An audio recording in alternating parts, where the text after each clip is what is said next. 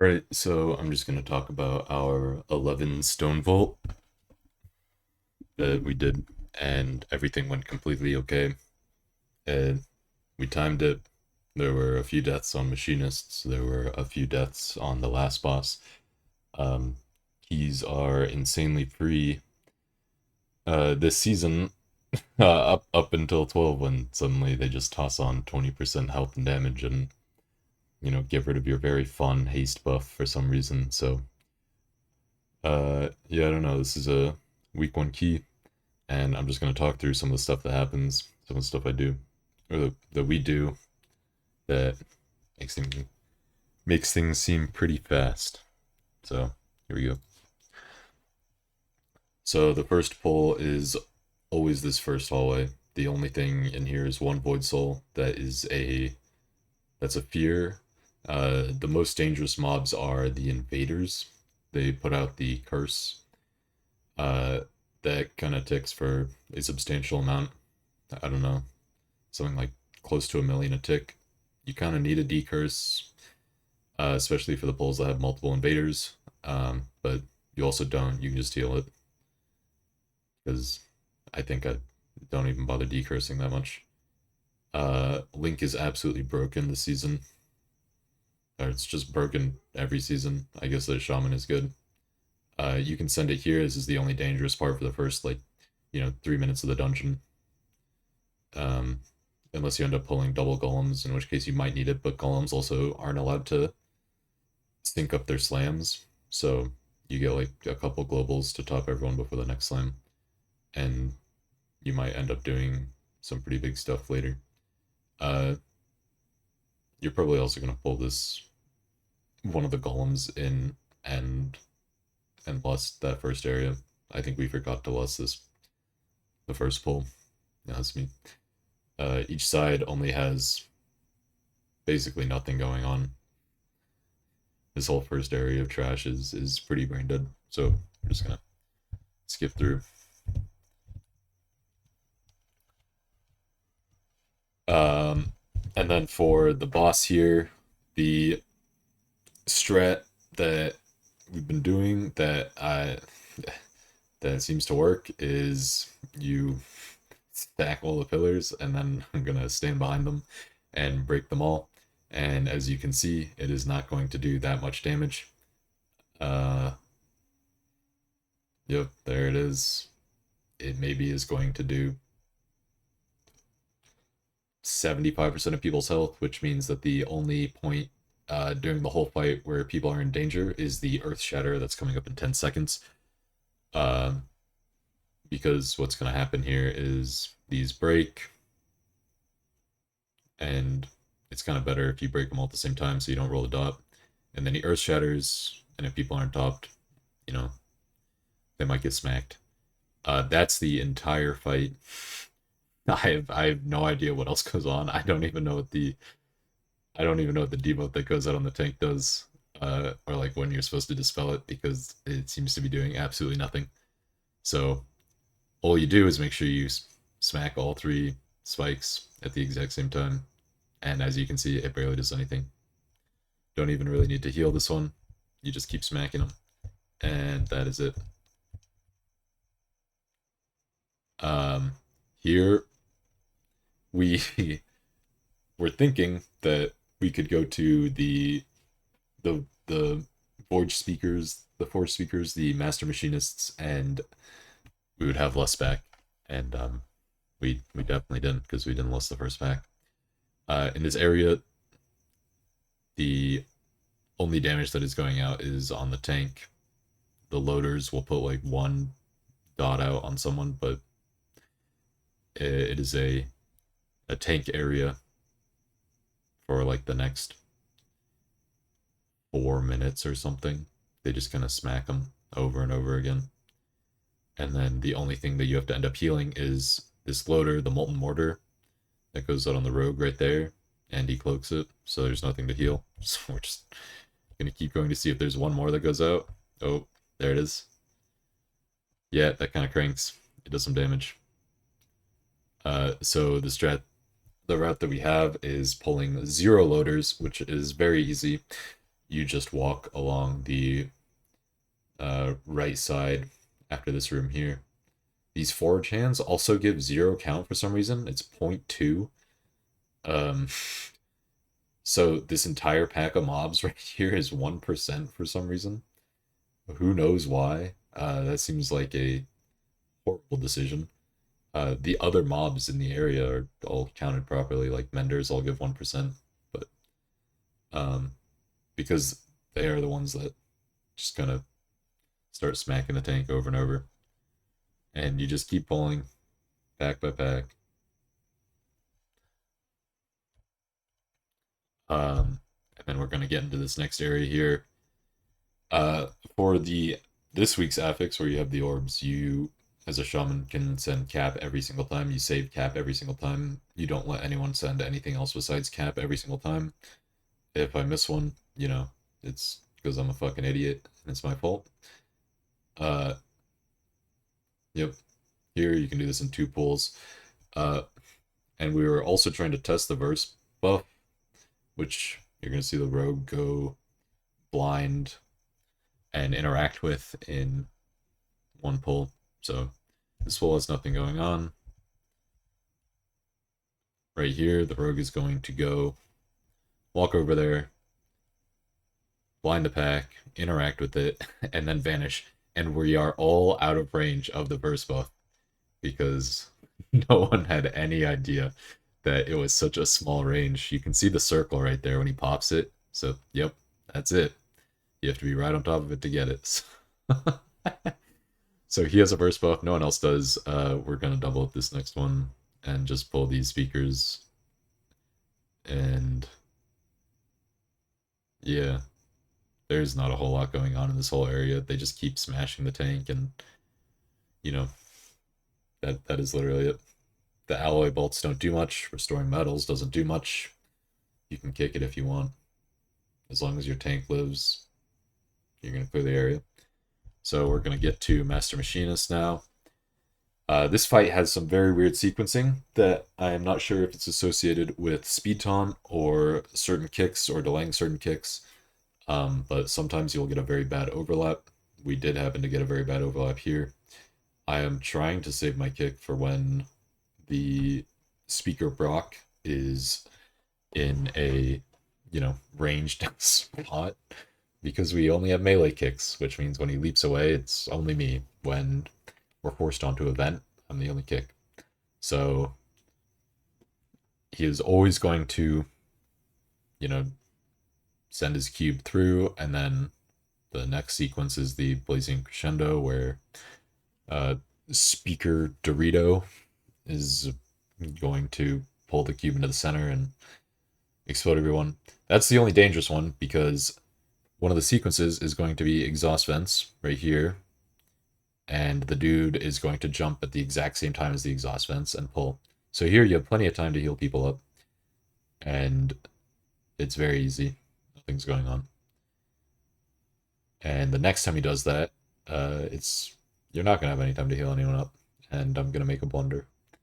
So here, exhaust vents.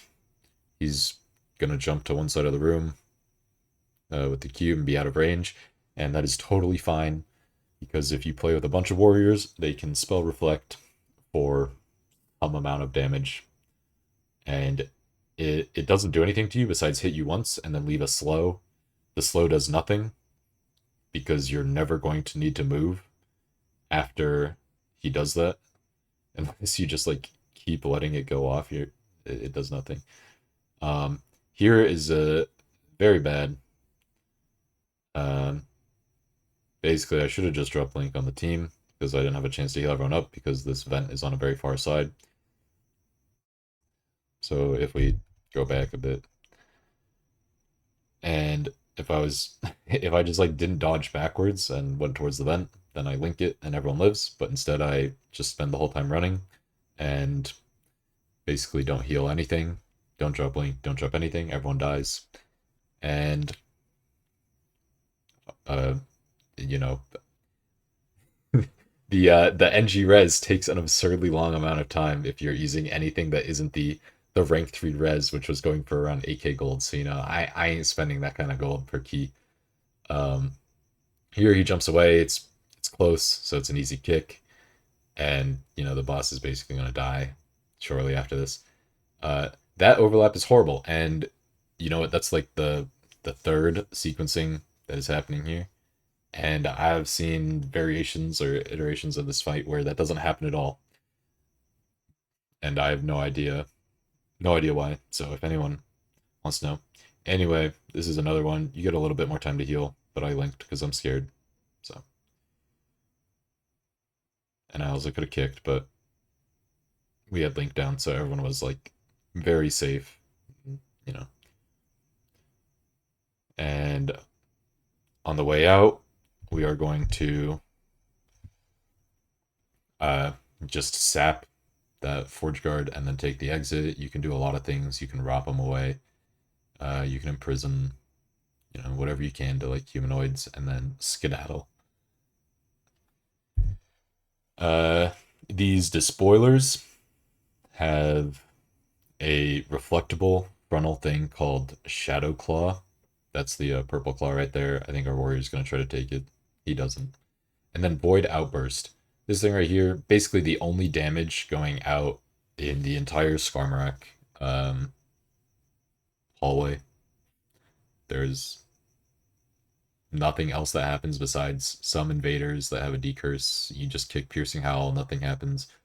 Void Burst is the only damage that you really need to heal. So the next 9 mobs that are in this hallway do nothing. You can see it's speakers. They do nothing. They just silence people. The Howlers, they Piercing Wail. If you kick it, it does nothing. And we could pull these invaders into this pack, which is probably a much better idea, because then we would double up the next one as well and start condensing some pulls, because this is easily 2 chestable. So the warriors can reflect the censoring gear as well. It does like 2 million per reflect. We're just going to skip along here. We end up taking this set of invaders into the spoiler pool, which makes it, scarier than, just pulling the invaders into the other pool. And you can dwarf the silence, but I'm holding it for a situation that's much worse. Like, there's actually damage going out. And here, I could decurse. Again, it doesn't really do much if there's nothing else happening. So we got the reflect. See, the despoiler, it's just going to chunk itself for 10% of its health there on the Shadow Claw. And then it does its Void Outburst. And you can send something. I sent Tide. It basically negates the entire Void Outburst. On the next Void Outburst, I'm going to send Link, and it is also going to negate the entire Void Outburst. On higher keys, you might send like 1 additional cooldown with each Void Outburst. But it doesn't really matter that much.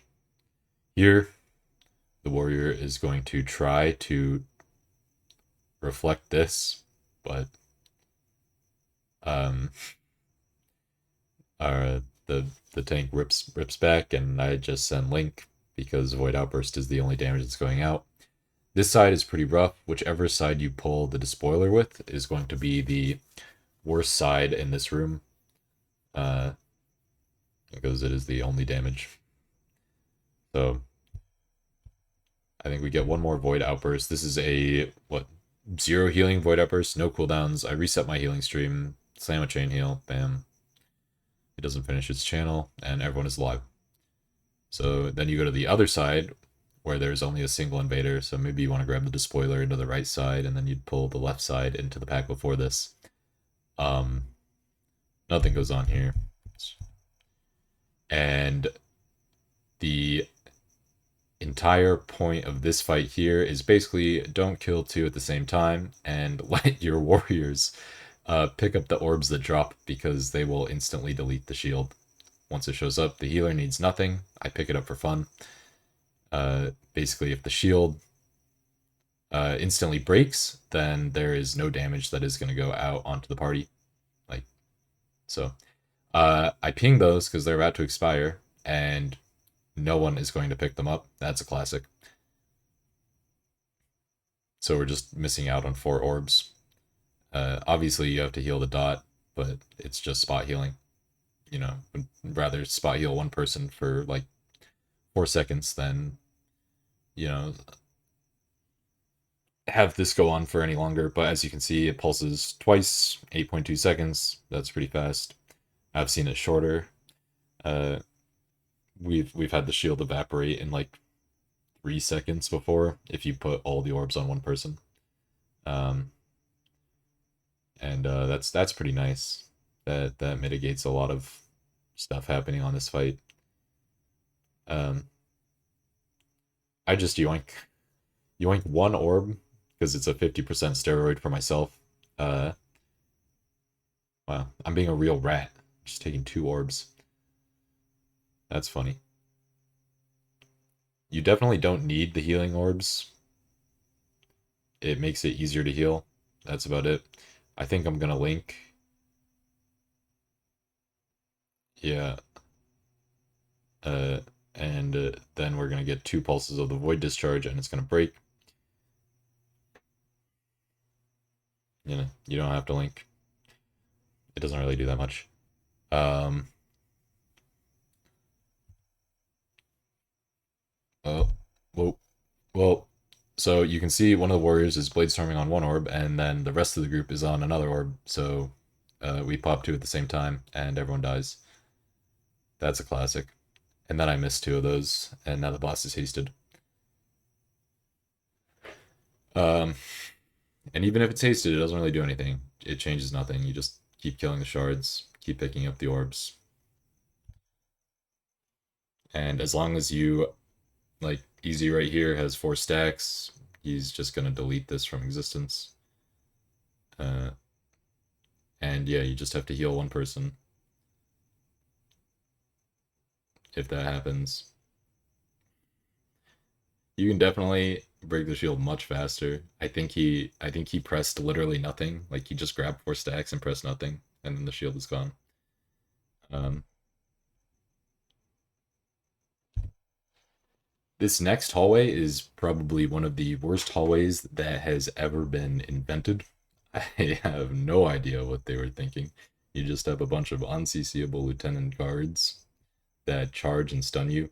It doesn't even matter if they stun you; they're gonna one-shot you if they hit you. Like, why make it a stun?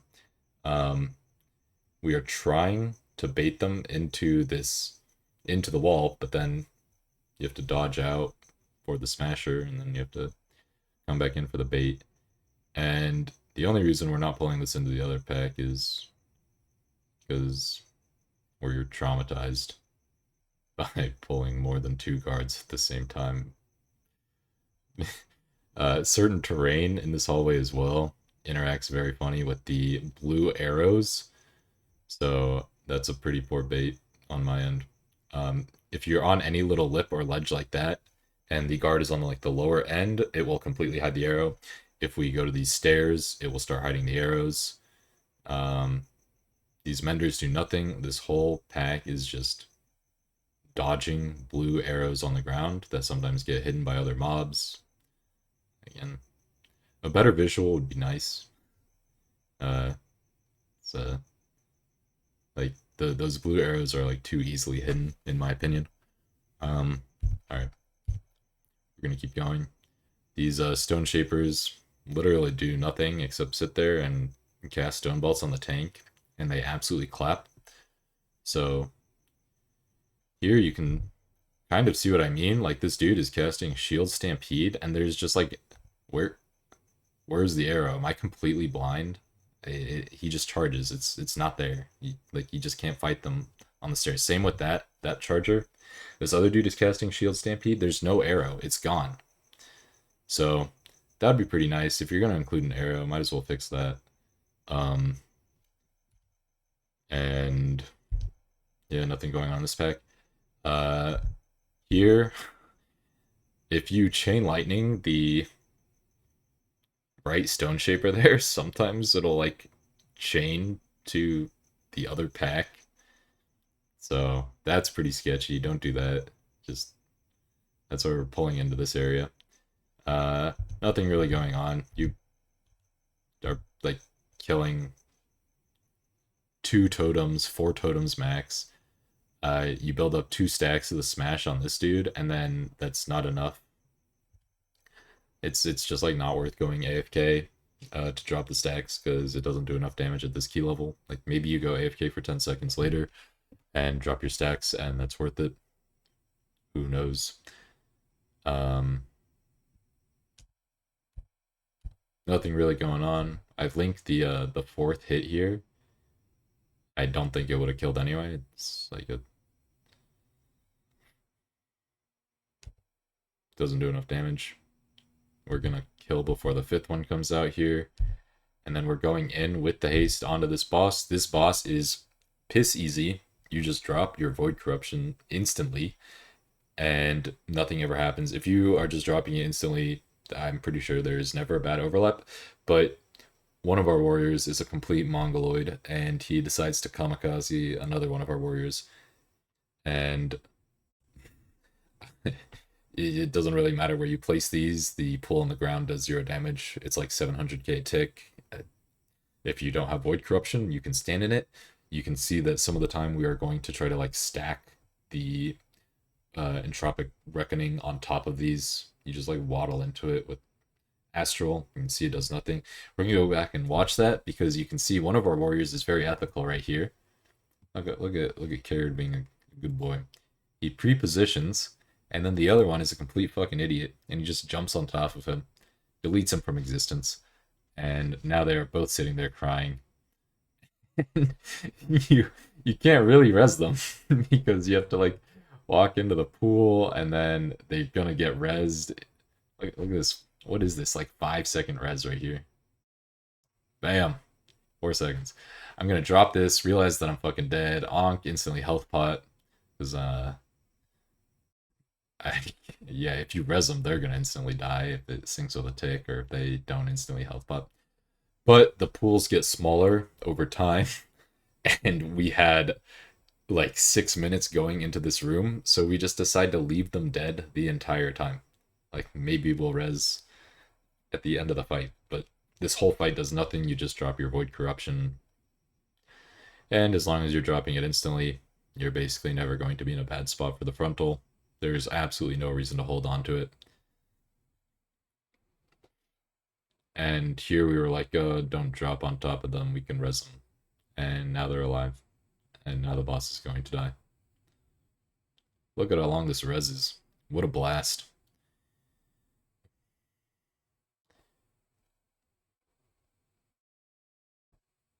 Here, this is why cap is like absolutely the best thing in the world for dealing with that affix. You can just drop it from range. There's plenty of fights this season where dropping a cap from range is going to be definitely the play. The other thing is that I think we only had 1 res. Yep, we only had 1 res. So I just channeled for 5 seconds into Carrot with the spectrophasic reanimators or whatever. Like I can give me the Shadowlands ones back. And it was all for nothing. I wasn't even looking at the amount of reses we had. Yeah, nothing really goes on this entire fight. It is just like I have no idea why it has so much health. It And for melee, you just have like an obscene amount of downtime. Every time Void Corruption comes out, you have to jump out to the edge. He also doesn't move very easily, so you just keep him in the middle, let the warriors jump out and charge back in, and that is the whole fight, and that is the whole key. And you can see that we had 5 deaths. Yeah, I don't think this is updated because it says 25 seconds, but the Challenger's Peril makes it well over a minute for some reason, which is, horrible change. Like, no one likes that. The deaths are already punishing enough. We can get rid of the fact that they just tacked on even more time for that. So, that was the key. Pretty easy. You know, easily two chestable if we just don't have two deaths on, the Forge guys, don't have, Kara dead for the entire last boss, basically, if Easy doesn't jump on top of him. And that's Stonevault. There's not a whole lot else to this dungeon. It's kind of like a play safe big IO dungeon. And yeah, I don't know if that helped anyone. Nice.